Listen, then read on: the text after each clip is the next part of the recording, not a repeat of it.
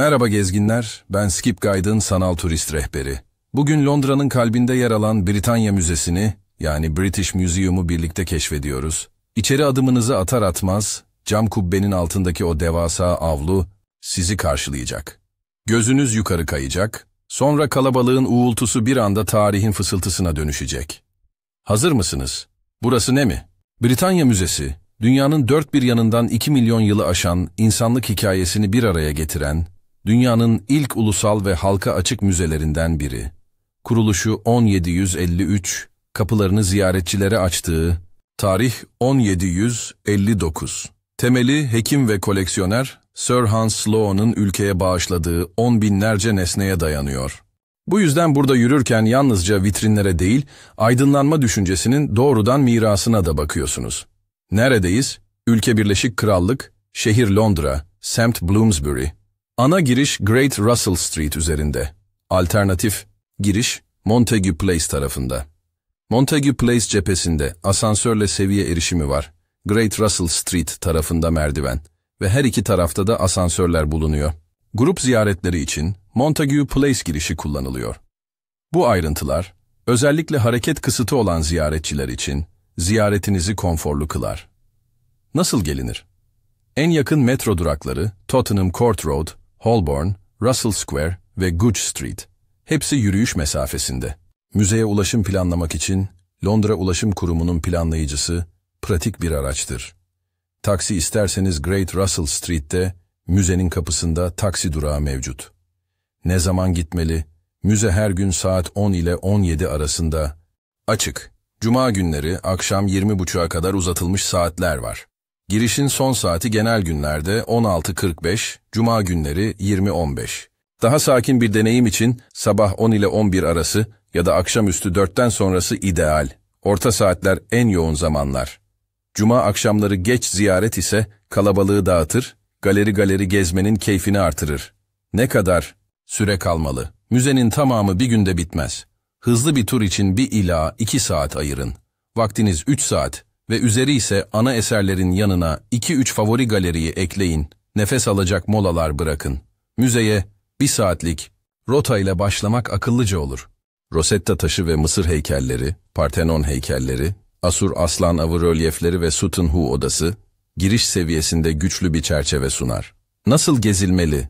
Kalıcı koleksiyon galerilerine giriş ücretsizdir. Yoğun günlerde sıraya takılmamak için önceden ücretsiz zamanlı giriş bileti ayırmanız önerilir.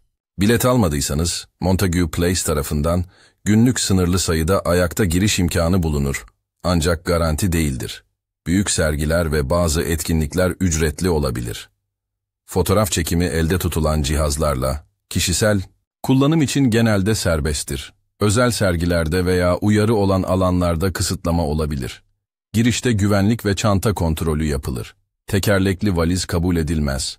40 santimetreye 40 santimetreye 50 santimetreden büyük ya da 8 kilogramdan ağır eşyalar içeri alınmaz. Vestiyer ana girişte açıktır. Rahat ayakkabı, hafif bir katman ve su şişesi iyi fikir. Ne görülmeli, nerede görülmeli? Avlu ile başlayın. Norman Foster imzalı cam ve çelik çatı 3312 farklı cam panelden oluşuyor. Hiçbiri birbirinin aynısı değil. Bu çatının altındaki ritmik ışık, avluya heyecan verici bir hareket katıyor.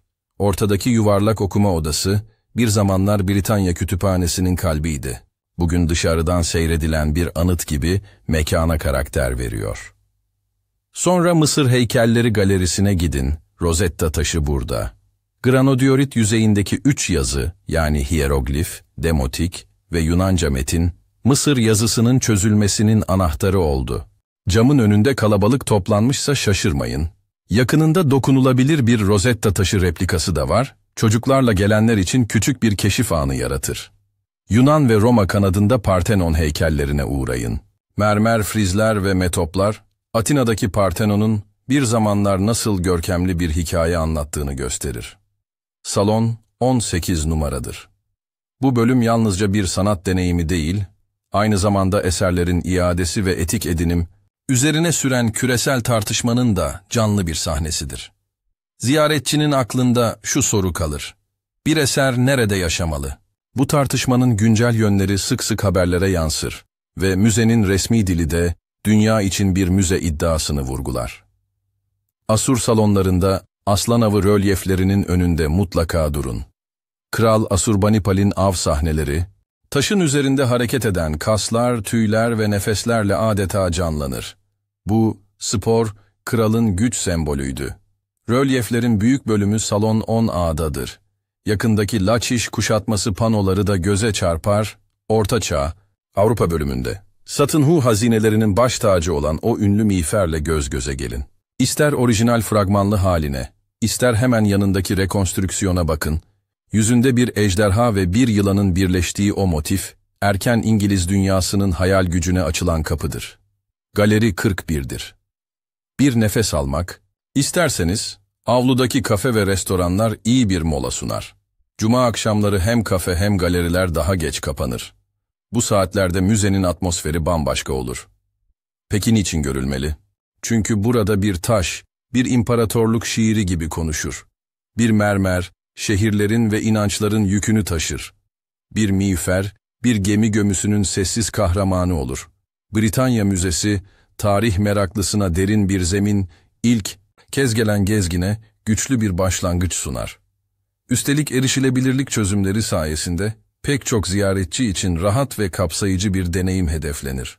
Asansörler, tekerlekli sandalye ödünç alma imkanı ve sessel açıdan daha sakin saat önerileri planlamayı kolaylaştırır.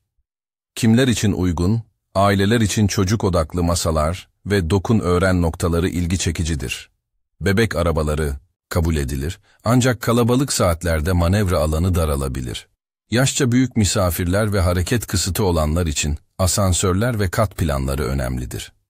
Erişilebilir otoparkı mavi rozet ile önceden ayırtmak gerekir. Rehber, yardımcı ve duygusal destek hayvanlarına izin verilir. Fotoğraf meraklıları içinse doğal ışık ve geniş mekanlar harika kadrajlar yaratır.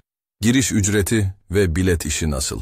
Kalıcı galerilere giriş ücretsizdir. Fakat yoğun dönemlerde zamanlı ve ücretsiz bilet ayırmanız tavsiye edilir. Anlık girişler sınırlı sayıda olabilir. Özel sergiler genellikle ücretlidir. Ziyaret programınızı netleştirirken müzenin resmi sitesindeki ziyaret bölümünden saatleri ve varsa kapanış notlarını kontrol etmek iyi bir alışkanlıktır. Güvenlik ve eşya kuralları neler? Kapıda çanta kontrolü vardır. Büyük valizler ve tekerlekli bavullar kabul edilmez. Vestiyer gün içinde açıktır. Cuma günleri geç saate kadar hizmet verir. Galerilerde yiyecek içecek tüketmek yasaktır. Avlu ve kafe alanları bunun için uygundur. Elde cihazla, kişisel, kullanım için fotoğraf çekimi genellikle serbesttir. Tripod veya özel ekipman için izin gerekir. Biraz da kulaktan kulağa yayılan hikayeler. Müzenin 62 numaralı odasında sergilenen ve uğursuz mumya diye anılan bir tabut kapağı vardır. Hakkında türlü talihsizlik öyküsü anlatılsa da bunların bilimsel temeli yoktur. Yine de bu tür söylenceler, insanların nesnelere yüklediği anlamın gücünü hatırlatır. Müze perili mi sorusunu ciddiyetle ele alan araştırmacılar ve kitaplar bile var. Bu hikayeler müzenin sömürgecilik sonrası etik tartışmalarla kesişen kültürel yükünü de düşündürür.